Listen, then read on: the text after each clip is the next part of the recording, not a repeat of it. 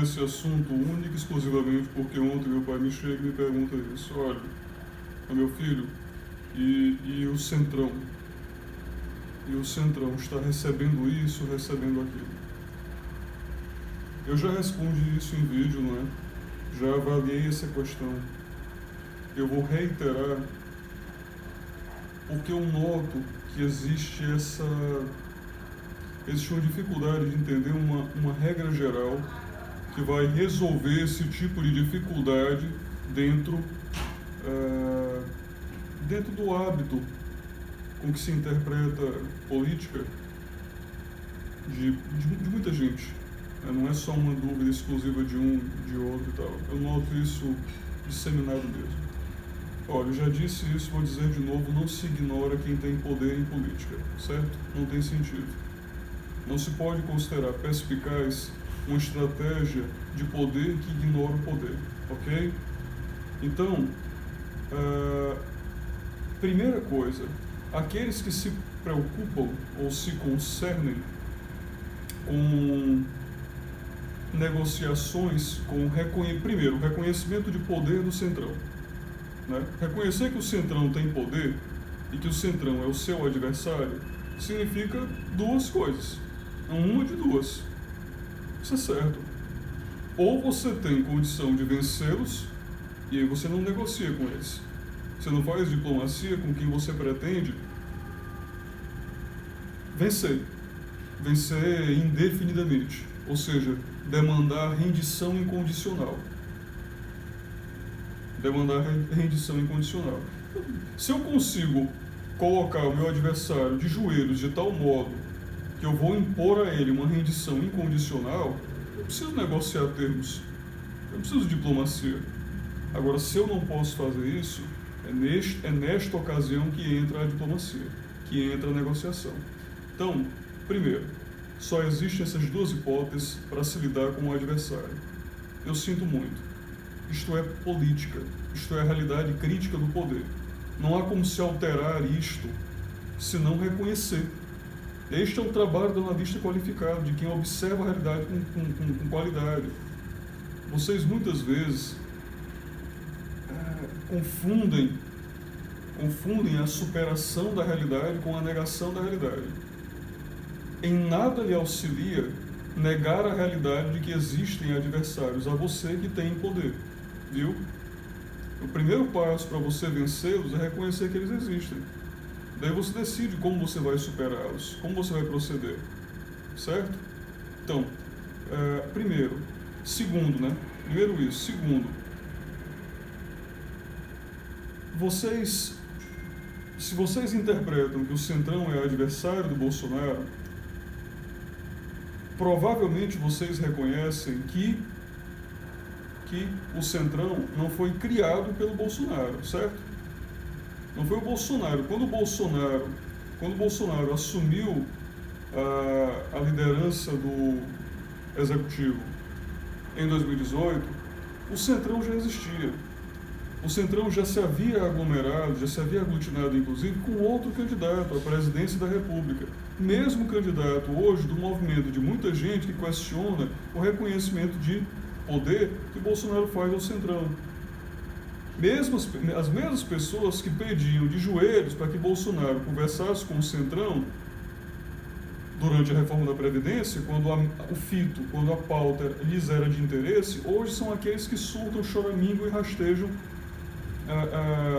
chilicando, porque Bolsonaro reconhece a condição potestativa do Centrão. É muita infantilidade. É muita infantilidade. Aí, terceiro, vem a pergunta: meu Deus, mas o Centrão está avançando em tudo. Não, filho, se o Centrão tivesse esse poder todo, seria o contrário. Lembre-se, observe pela ótica contrária. O Centrão também não tem poder para aniquilar completamente o Bolsonaro. Se tivesse poder para arriar as calças dele e fazer loteamento, obrigá-lo a fazer loteamento completo da estrutura de poder, como os outros, não haveria conflito, haveria vitória por parte do Centrão, mas não existe. Quais são os ministros que foram diretamente imputados pelo Centrão? Mas o presidente daquele banco estatal. filho, alguma coisa vai ter de ser aferida. Alguma coisa na negociação vai ter de ser entregue. O que você acha? Você chama o Centrão de Centrão, mas você acha que ele quer o quê? Tem uma razão, não é verdade, pela qual você chama o Centrão de Centrão? Você não chama o Centrão de bonzão. Você chama o Centrão de Centrão por uma razão, o fisiologismo fundamental que o caracteriza. Agora você quer aparecer espantado com a lista de demandas do Centrão? É claro que ele vai demandar o quê? Poder. O quê? Dinheiro. O quê? Cargo. Claro. Óbvio. O trabalho do Bolsonaro é fazer uma excepcional negociação, é entregar o mínimo e obter o máximo. O que o Bolsonaro, para começar, quer? Um terço da Câmara. Para evitar que ele constantemente, para se manter no governo, tenha de utilizar a bomba atômica. A perspectiva de intervenção militar, a perspectiva de atuação do Exército, dado que ele é um único na história, a ruptura com a história recente da República, pós-Constituição de 88, existe justamente porque ele tem consigo um sustentáculo, um alicerce duplo entre popularidade e o Exército. Sem essa coalizão, ele não teria como romper, né, a política de loteamento anterior e estabelecer uma trincheira, uma linha de trincheira, que divide a aliança entre STF e Congresso, a aliança até então entre STF e Congresso, e agora o Exército, com a sua popularidade, o Exército e o povo ao seu lado. É isso. Não existe mistério. Essa aliança entre STF e Congresso é que ele tenta flexibilizar após a reunião ministerial, de tal maneira que, porque naquela reunião ministerial, também já argumentei isso em vídeo, o Congresso conseguiu uma porta de diálogo, uma porta de interação, considerando que não foi citado. Ele não foi uma figura vilanizada diretamente naquela ocasião. Ele é cooptável, ele é negociável, certo? Ele é negociável. O STF, mais difícil, mas o Congresso é negociável. Então ele vai sentar e tentar observar ali como que ele consegue reunir uma base de pelo menos um terço, para evitar qualquer abertura de impeachment. De pronto. Essa é a meta é essa, não é outra. O intuito é fundamentalmente esse. Quando isso for alcançado, todas as outras preocupações podem eventualmente ser suplantadas. Quer dizer, suplantadas por prioridade. Priorizar-se-á outros concernimentos, ao invés de estabelecer essa base mínima. Mas isso é o mínimo. Isso é o mínimo. Sem isto, toda manhã é uma reunião com aqueles que lhe cobrem a guarda. Né? Isso amplia, inclusive, a sua capacidade de negociação com aqueles que lhe cobrem a guarda, ou seja, o Exército. Eu também já argumentei isso em vídeo. Favorece a posição dele em propor alguém mais influente, mais próximo de si para pautas que não sejam diretamente do interesse do Exército, como, por exemplo, na reunião ministerial, vocês conheciam, dizia ele, armas, família, Deus, livre mercado, liberdade de expressão. Tem muitas dessas pautas para as quais o Exército não se vê como temente primário. Muitas delas. Se fosse esse o caso, elas teriam sido aprovadas já. Teriam sido contestadas já dentro do Congresso. Porque, do mesmo jeito que em certa ocasião, né, diante de pedidos do STF, o sujeito virou e disse, acabou, porra. O mesmo poderia ocorrer, mas não ocorre, com essas mesmas pautas, mas não ocorre, feito pelo Exército. O Exército poderia dizer, olha, aprova a arma, senão acabou, porra. Mas não diz. Sabe por que ele não diz, acabou, porra, aprova a arma? Porque não é interesse primário dele, certo? Então o Bolsonaro tem uma agenda que não necessariamente é exatamente a agenda do Exército. Ok? Então ele precisa reunir forças, reunir aparato político que vai além da bomba atômica que diariamente o sustenta. Tá bem? É isso. Não existe muito mistério. Resumindo, quem tem poder e é seu adversário, mundo mágico, você vai ter que sentar e negociar, ou você vai ter que derrotá-los por rendição total e restrita, incondicional. Se você não consegue fazê-lo, filho, você vai ter que negociar com ele. Com quem que você não negocia em mesa de poder? Com quem é mais fraco.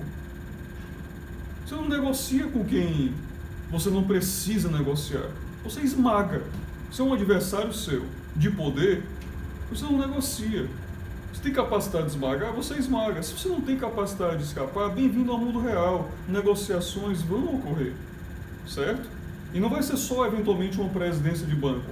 Outras coisas vão acontecer. Quantos deputados apresentaram, subscreveram pedido de impeachment contra o careca das fake news? Né? Se vocês sabem de quem eu estou falando. Se você não sabe, pelo amor de Deus, escreva o careca das fake news lá no Google e veja o que é que surge para você poder se orientar. Não dá. Também eu não posso sequer citar essas coisas porque tem gente recebendo visita da Polícia Federal na manhã, né, na acorda de manhã, e tem gente recebendo visita, e ainda há quem erga isto não envolver censura. Imagine você colocar-se no lugar numa situação dessa e se perguntar sobre quais são, de fato, os limites da liberdade de expressão que lhe é disponível, ok? Então, quem foi que pediu? Quantos deputados pediram o impeachment lá do careca das fake news? Eu me espantei, porque eu achava que o Bolsonaro não tinha nem 5, menos de 10, nem 10 deputados, mas diz foram uns 30. Ok? Isso já é impressionante, mas não é, está longe de ser um terço. Está longe de ser um terço da Câmara. E com certeza, se alguém é, pelo governo que se apresentou, pelo projeto de poder que se apresentou naquela reunião ministerial, certamente ele subscreveu o pedido. Não são nem 30, filho, viu? Para defender a liberdade de expressão, uma das pautas apresentadas naquela reunião ministerial, não se reuniram nem 30. Nem 30. Certo? Então, paciência, viu? Outras negociações vão acontecer com o Centrão, e o Centrão não foi eleito, não existe foto de eleição do Centrão, dos membros do Centrão, não existe alocação de poder direta por parte desses membros. Os que estão lá diretamente por Bolsonaro, os que estão lá e que usurparam da imagem de Bolsonaro são isso, usurpadores, parasitas. Você pode acusar o Bolsonaro de ser tolo, não é? De ter sido aproveitado por parasitas, ter aproveitado por usurpadores.